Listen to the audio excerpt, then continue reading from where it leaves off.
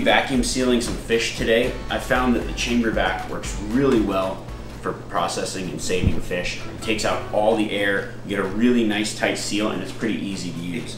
Because this fish has a really sharp fin, it can actually poke through the first bag, so I like to just use a double bag to protect it. I'll use the plastic of the first bag, then I can put it in a larger bag. It'll seal all around this. You want to just make sure that the portion of the second bag isn't within the zone of the sealer here, so just you can either cut your bag shorter or position it, and then make sure that the air is going the same direction. I'm gonna just increase the vacuum time. So for most stuff I've been going 20 seconds. This one I'm double bagging it, so I just wanna pump it up. I'll go 60 seconds. It'll be a really nice tight seal. Make sure to get all the air around this other bag, and then I won't have any problems with that fin poking through. Make sure that my other bag doesn't land on the seal bar. Good to go.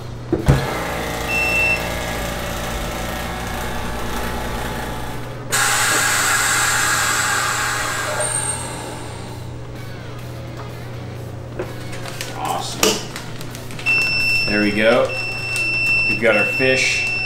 All the air's out of it. It's completely sealed. It'll preserve really well. And we've just got that extra bag as a protection against any fins that might poke through this bag.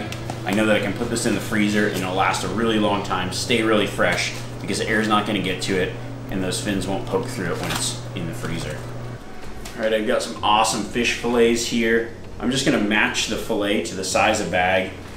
It just tends to work a little bit better and take up a little bit less freezer space. Got that. I'm going to use it in the chamber vac here. It's so simple. I just put the bag on the bar, make sure there's no obstruction in here, close the lid, and ready to go.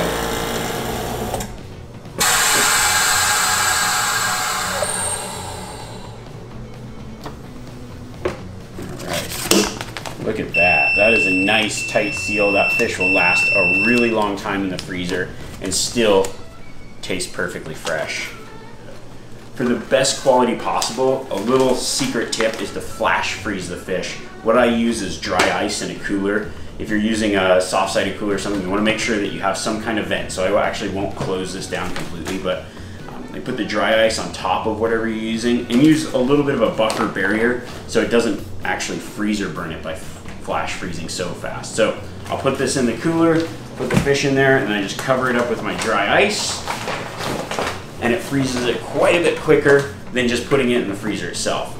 By doing that, by getting out all the air, by flash freezing, you're gonna have the freshest fish possible, or at least as fresh as you can get without cooking it that day.